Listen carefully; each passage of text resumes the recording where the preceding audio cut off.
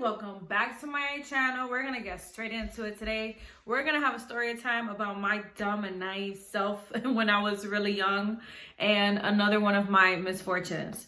So we're gonna get straight into it. I hope you get your snacks, get comfy, get your wine, get your water, get your soda, get whatever you gotta get, okay? And before we start this video, please subscribe to my channel, like this video. It would really mean a lot to me. Support is free. So yeah, let's get into it. So boom, I have moved to the boogie down Bronx like 6 years ago, and I'm originally from Brooklyn, right? I'm from Brooklyn till I die. So I knew nothing about the Bronx. All I ever heard about the Bronx was that it's ghetto, it's ratchet, like every other place in New York City, right? Let's be real. So where I lived at in the Bronx, I wasn't really considered like a part of New York City. I was in Pelham. So if you're from New York, you know what I mean. So yeah, oh my God, these hairs is driving me crazy. So I used to work in Manhattan at this time for a catering company. Keep that in mind because that little detail is gonna play a role in this story. So in this catering job, we used to take like boxes and like, I don't know if it's called like a cart. I don't really know the proper term for it, but like I used to go up and down Manhattan with boxes of like food and utensils, and we had to tape them. So I had like a box cutter knife to always, you know, open boxes, flatten them, whatever the case was, right? So I remember this day, it was freezing cold. It was brick, all right? It was brick. And if you're from New York, you know what brick means. If you're not from New York, it was cold, okay? I'm talking about I had like leggings under my jeans. I had a coat, I had a scarf, I had gloves. It was cold, okay? The type of cold that it hits your face and you're like, ugh. So yeah.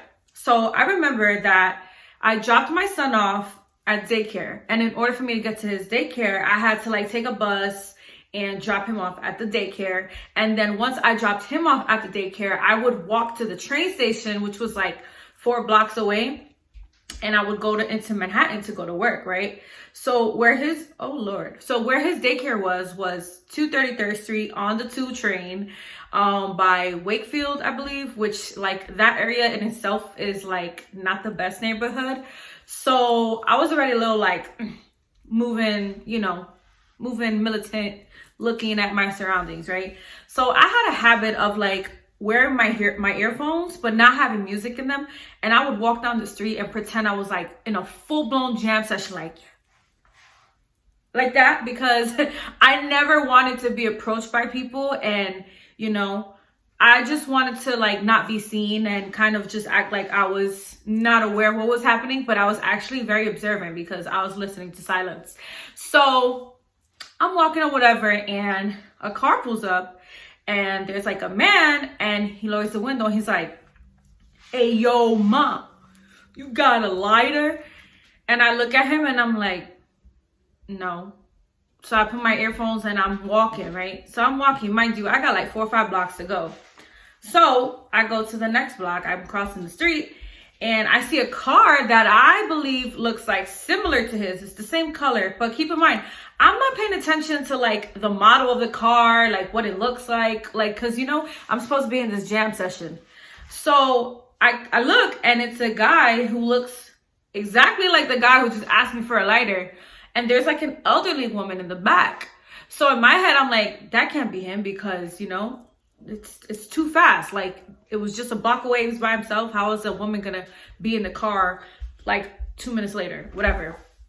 And so we're gonna give her a name. We're gonna call her Miriam. So Miriam lowers her window and she's like, "Hi, honey. I need some help with my groceries. I have to go up a flight of stairs, and I'm cold and I'm in pain, and like I would really appreciate if you can help me, please." So me being the Good Samaritan or whatever that I think I am, because I have so much compassion and empathy and I want to be nice to people, I'm like, okay, cool, I'll help you.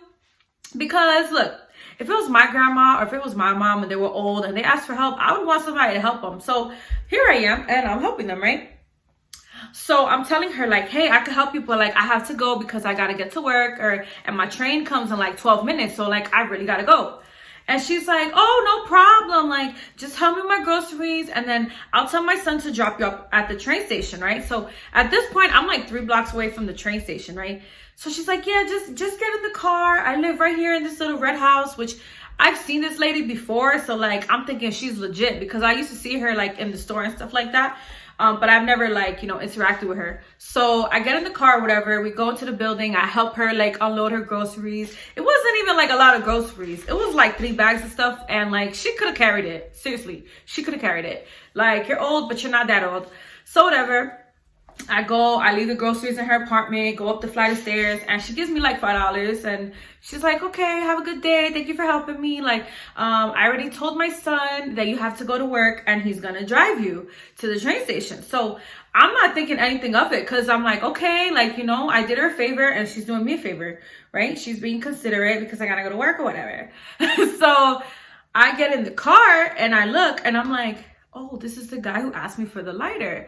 So now, like, I'm in the car and I'm being nice and I'm like, oh, hey, like, I didn't mean to be rude earlier, but, I was just like in my head with my headphones and, like, if it came off wrong, like, I wasn't trying to be a or anything like that, because I'm trying to be polite because you're doing me a favor. And earlier you asked me for a lighter and I was like, no. So, I'm trying to apologize and be a good person.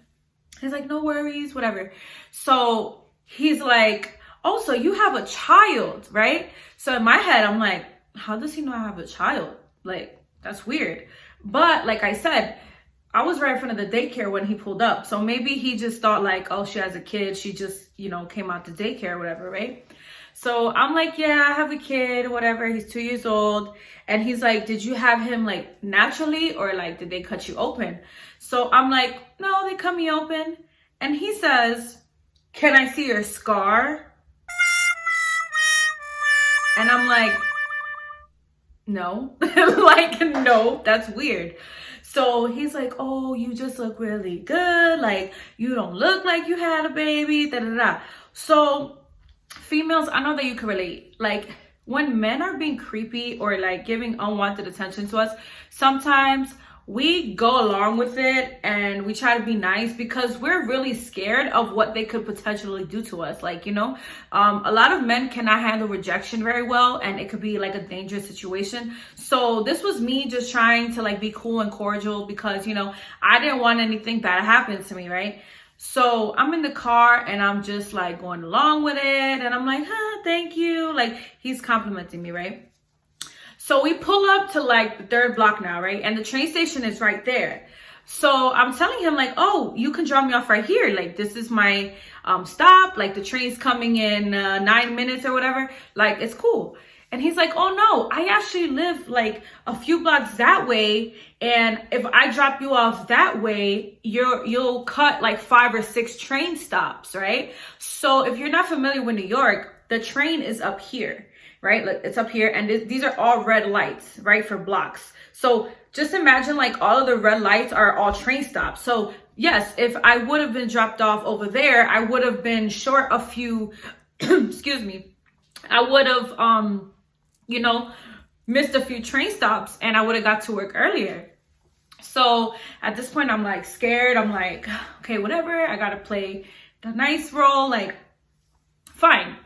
So as we're driving under the train, he puts his hand on my lap and he's like caressing my leg.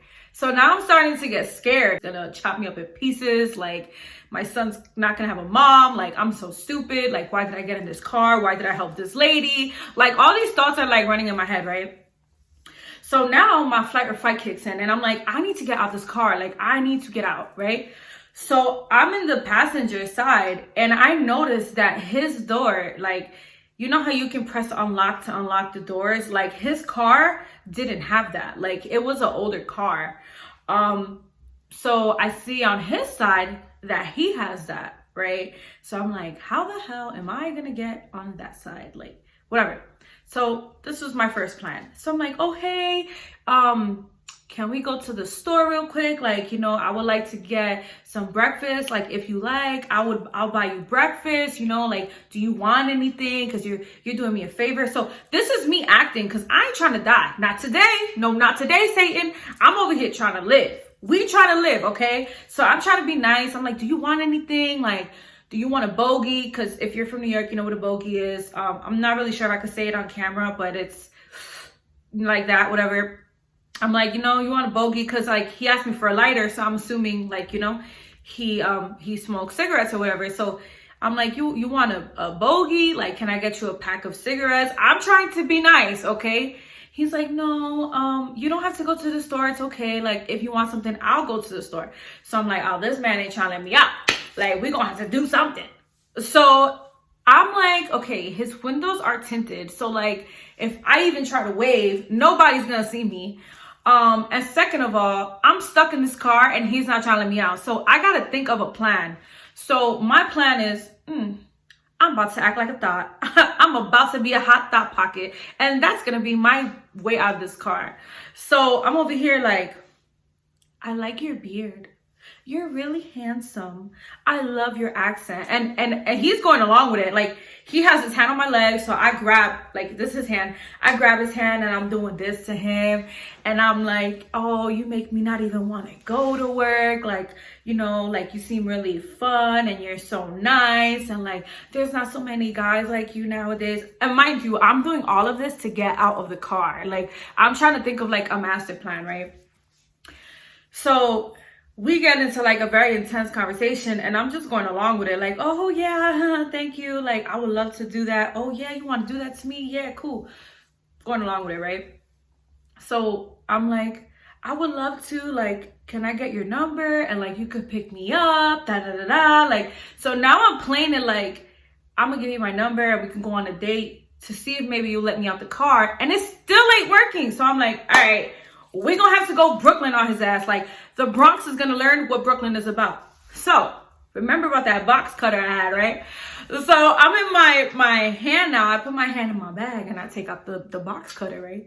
So I'm like, oh, you know, I'm really gonna be late to work. Like, I really have to get out this car right now. And like, if I don't get out the car, I'm gonna miss my train. And like, they're gonna fire me if I'm late. Da, da, da, I'm making all these things. He's like, no, baby, it's okay. Like, I could drive you to work. Like, matter of fact, we could go to my house and I'll pay you for the day. And in my head, I'm like, I'm gonna die. So this is where it went down. We're at a red light, right? And I see that he lowers the window and he's about to light a cigarette, right? And in my head, I'm like, and you asked me for a lighter, the audacity. So he's over here, like, putting the window down, lighting a cigarette. And I see a guy, right? And he's like, he's driving. He's looking at the guy, not driving, but like, we're at a red light. He looks at the guy and he's talking to the guy like he knows him. So I'm like, I can't even be like, help me, because they know each other. So I take the box cutter out and his hand is still in my lap, right? I took the box cutter and I put it on top of his finger. And I said, if you don't let me out this car right now, I'm gonna chop your finger off. And when I tell you that I was so scared to say that, I was terrified. Because I'm like, what if he's a cop? What if he's an undercover cop? What if he kills me? What if he got a weapon?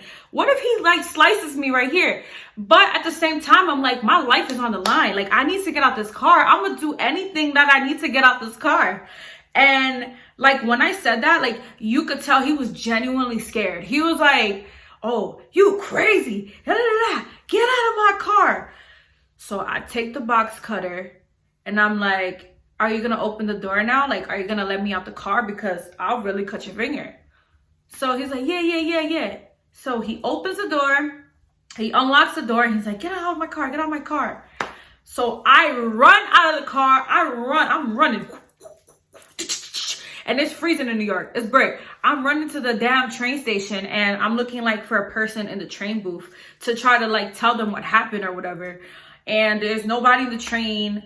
So I'm in the train station and I'm by myself and I'm so like filled with adrenaline and like fear that I'm just like, I just need to like get to work and like whatever.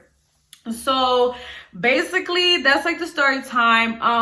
I didn't report it just cause like it was just so intense for me. Like, I was so scared. I didn't want to relive that moment. And also, it's funny because I actually like got another job in that area, and I used to walk to work at this point. Like, I used to walk to this area, and I started seeing signs saying like, beware that there's like a guy who's trying to kidnap girls, and like sex trafficking is a big thing around here. So like a part of me was like guilty that I didn't report it, because I'm like, what if it happened to someone else? But then it was just like, you know what? Like, I should have been smarter in that situation. Like, I should have been like not so gullible in this situation. And then it's like, yo, that old lady, like, you really tricked me, sis. Like, you was trying to kidnap me for what? Like, what did you want me to do? You wanted to kidnap me? Like, sis, first of all, I'm not a good kidnappee, because let me tell you something.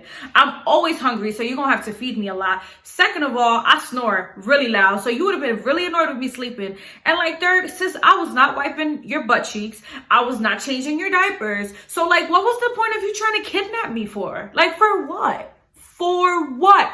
And it's crazy because also after this, like a few months later, there was a big story that happened in the Bronx that they found like this guy in the basement who was kidnapped by like a group of men over like a big drug deal or whatever.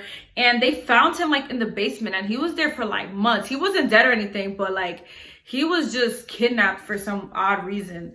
So I'm just like, man, I'm a lot smarter now. Like, I'm more aware of my surroundings. I mind my business. Like, I don't try to be nice anymore. Like, I'm sorry, it is what it is. But like, after that experience, I was just like, thank you, God, for having my back. Like, this could have went left. And I really am just so lucky that I had that box cutter in my purse, because that was my getaway. Like, that was my way of getting out. So if you enjoyed the story time, please, like I said, like this video, comment, leave a comment below, like if something like this ever happens to you, or like what would you have done in my situation? Like, what would have been your escape plan? Please let me know. If you want to laugh at me, go ahead, because I'm laughing at me because I was dumb. So thank you guys for watching. I really hope that you guys subscribe and stay on this channel and keep showing me love, and I hope all you guys great day, great life. Peace.